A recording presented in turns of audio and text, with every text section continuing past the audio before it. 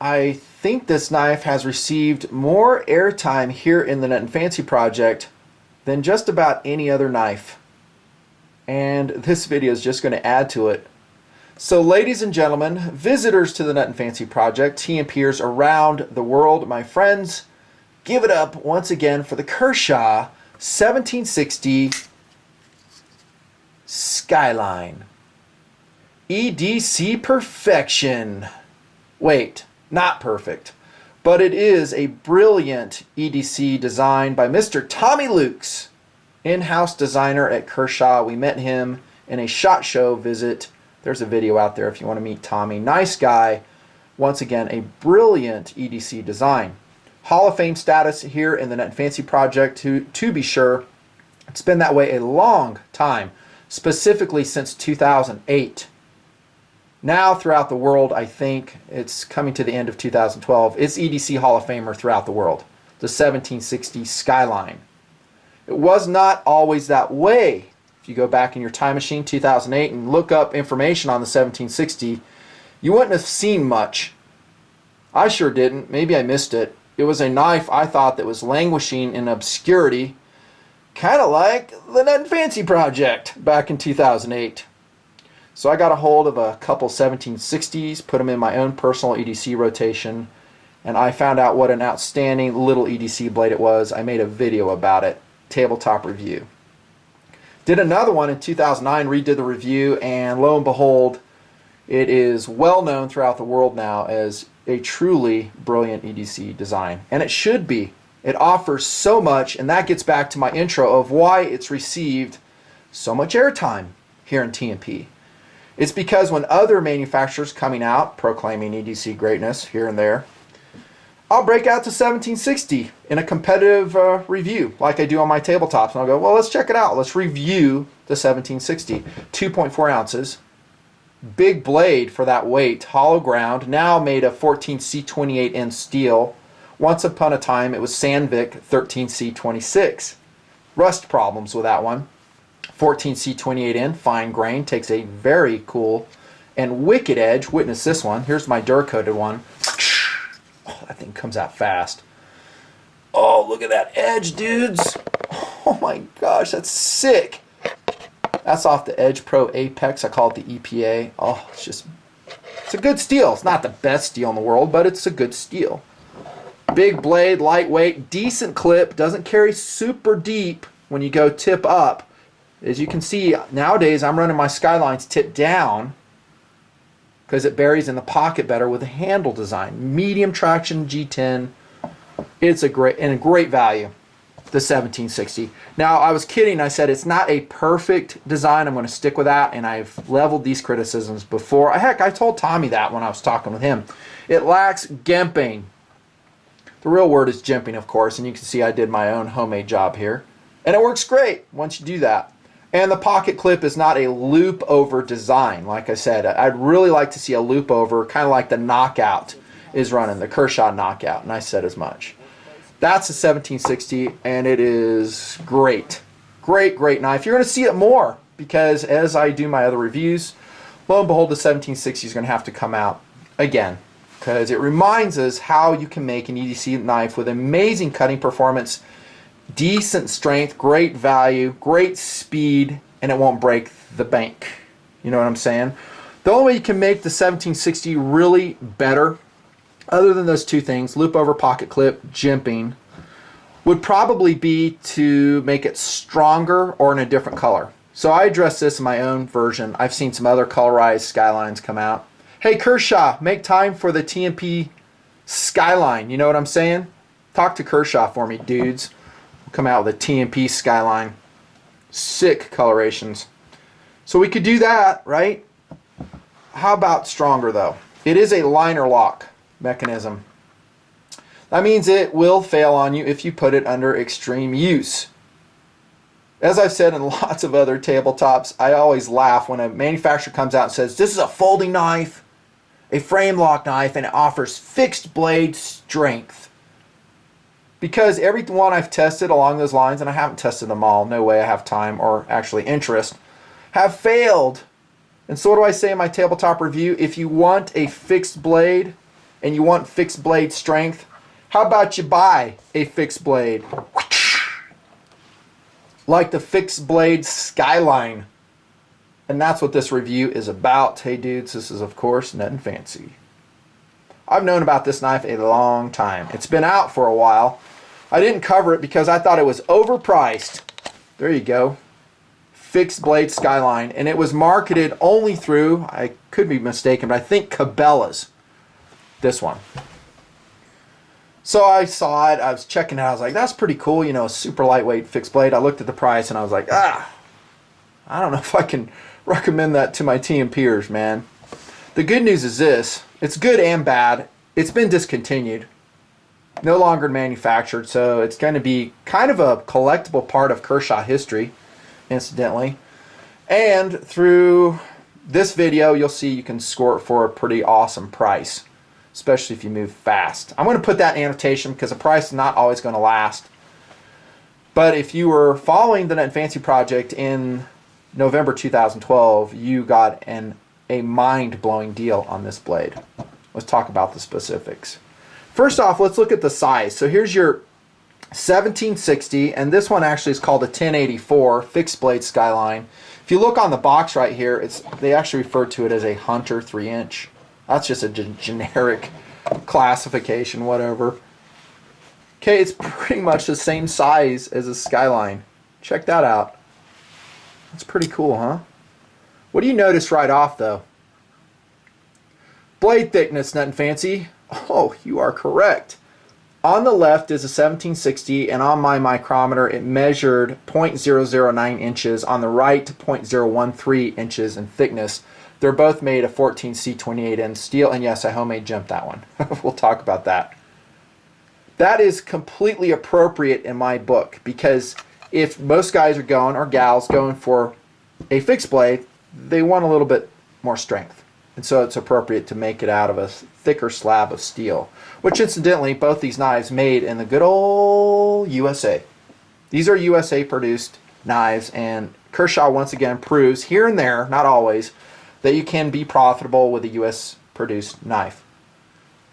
Kershaw fixed blade. I would say philosophy of use for this knife would be a little bit different than this one. This is a true EDC knife, and actually it's a great backpacking knife. And I've backpacked with the 1760s for years because it's so darn lightweight, 2.4 ounces, and capable. It can do light, you know, kindling preparation, food preparation.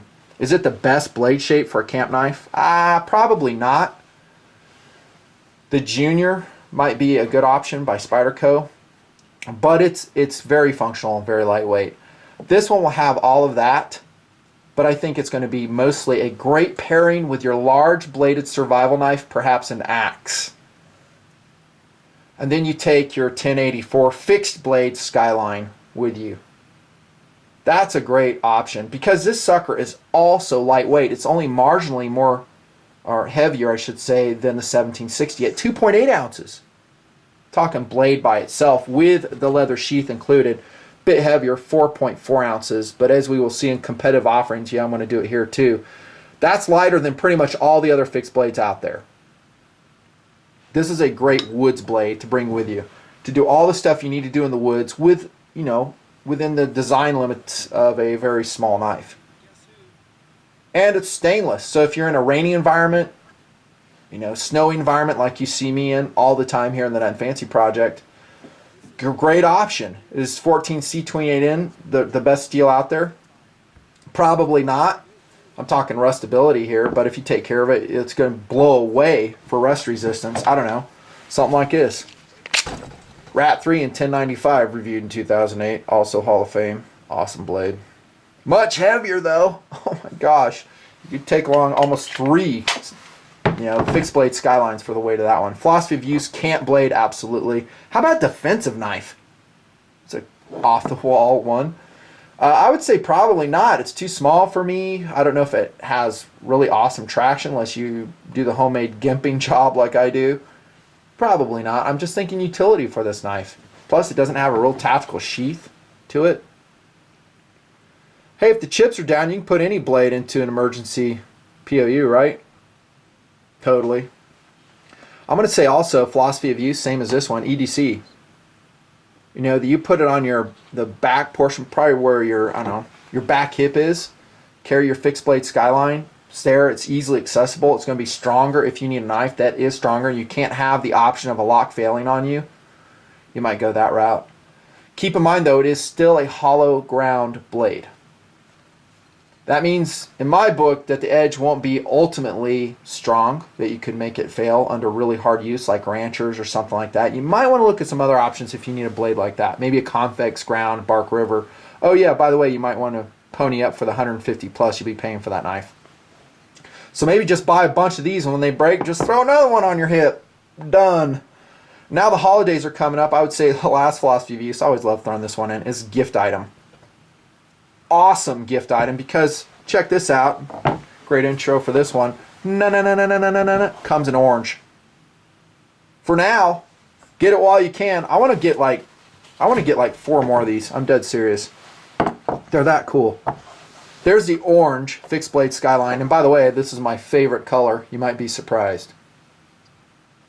Not really. If you've been watching my reviews, you should know that I like different colorations on blades. You know, I like the black bead blasted. I guess in this one, I'm trying to see if it's stonewashed or not. I think it is. My lighting sucks. Stonewashed 14C28N. I like it. It's fine. It's just that, you know, there's so many knives that go along those lines. It's good to vary it up. And as a camp knife, maybe even a hunter, I didn't really say that philosophy of use. This would be a good one too. The orange. You can find it if you drop it. I think it just looks cool. That's all I'll say on POU. The balance on this is excellent. Just excellent. The feel is excellent, except, jumping ahead to ergonomics, we don't have no traction on the top side. What's up, Tommy? Come on, man. We talked about this. Put that jimping on there. Put a thumb ramp or something on there. They didn't, and I know why they didn't. Cost. Because if they put that up there, they redesign the knife, that's going to add cost. It's going to delay production. That's why they don't do it. The good news is you can do what I do. Just get your old Dremel out and slap that grind wheel on there and make it happen, Captain. Just like that. Oh man, I totally did this last night. It's not a super clean jimping job, but it's functional. It digs my thumb in now. Much better. Speaking of ergonomics, this handle material right here seems like it's higher traction than a normal 1760. Where did it go? Maybe it's because this one I've worn. That's probably why. This one's been in my pocket a lot, so probably about the same. But that's a, I would say, upper medium traction G10. I always rate G10 on their in its traction ability. You can see they're screwed onto the full tang design, obviously, on the 1084. You can remove those if you need to. I love that, because you may go saltwater dunking with it. And it does have kind of a proud tang on it. Sometimes in other fixed blade knives, I've talked about this. I wouldn't say I've criticized it. I've talked about it and the realities of an exposed tang knife, at least when you're in sub-zero conditions where that metal gets really cold. And speaking of cold, and an awesome fixed blade design by Kershaw. Remember I just reviewed this? This is a 1085 Diskin Hunter. And this is a knife I was talking about cold conditions with. But I also said on this blade, it did a great job of rounding both the scales and the spine of the knife so there's no abrupt edges. This is a great blade. In fact, this is like a miniature version of this, albeit the blade design is different on the fixed blade Skyline. So here we go. This is the transition on the Skyline, the fixed blade Skyline, and I don't find any problems really in holding it. There's really no hot spots to speak of on the 1084. Pretty smooth. Got a finger choil here. No jimping topside. That sucks. And that's about it. The rest is very much Skyline-ish, as it should be. It's basically the same knife. Hey, Nutnfancy, can I swap the handle scales? Nope, you can't. They're different size. You wouldn't want to anyhow. These are just fine. Love that orange one. Balance and feel, amazing. 14C28N, I've kind of already talked about that already. It's a great steel. Thicker steel like we've talked about in the fixed blade version. And that takes us to the sheath. No. Hall of Fame sheath? Survey says nope. But Nutnfancy, holy cow, man. I like leather sheaths. I don't usually, unless it's it's a second kind of cool blade, kind of like with some of those Bark Rivers that I've talked about, you know, the sharpshooter systems. I love leather sheaths with those. If it's kind of a Western knife, but for a knife that I'm going to be carrying as a camp knife, rain, snow, where weight is a huge issue, I would say no. How about we do something like this? Benchmade Nim Cub 147 BK, 5.2 ounces total carry weight. Told you this is pretty much the lightest tiny stainless knife that I've seen so far. 154 cm steel, about $75, jumping ahead to competitive options. I want to show you it now though, because the sheath is perfection. That's a sheath, bros. Now that is a sheath. It weighs like nothing. Well, I wouldn't say nothing, because it's got molly straps on it, and it's got a brass snap on the, actually a very awesome retention strap. I'd love to see that for the Kershaw. It won't happen though, because the knife is out of production, but maybe someone down the road could make one. I don't see it happening. Just don't. There's not going to be enough of these knives out there. That being said, the sheath as it comes out of box is decent. It's heavy stitched leather. There's no drainage hole. It's a loop over carry proposition. It's going to be retained by reliable, actually that's a Diskins one. That's hilarious. They look almost the same, but reliable friction. Actually, it's better than that. It has a hump right here, and I find the retention on the sheath is actually awesome with a fixed blade Skyline. Quality, durability on this US produced knife, I'm not too sure about the sheath, I wouldn't be surprised if it's made in China, is going to be excellent as long as you don't bust the edge off. Because it is hollow ground, you can chip it, break it. It has a fine tip, just like the Skyline does, and that's what we love about our Skylines, right, dudes? I do. I love that fine tip. I like the belly on the blade. Everything we love about Skylines is here in the fixed blade version. Just don't go abusing it. I think it'll be fine. Keep it oiled. 14C28N. That's what I do with mine as I trounce around in the mountains. You know, stainless, not stainless, I still take care of my knives, man. So they'll take care of me when I need it. Competitive options. I already showed you the Nim Cub. Let's look at a size comparison, by the way. Here comes a Nim Cub right there. Check that. About the same size. Nim Cub versus a fixed blade Skyline 154 cm 14C28N. I think that's a good steel comparison too, dudes. I do.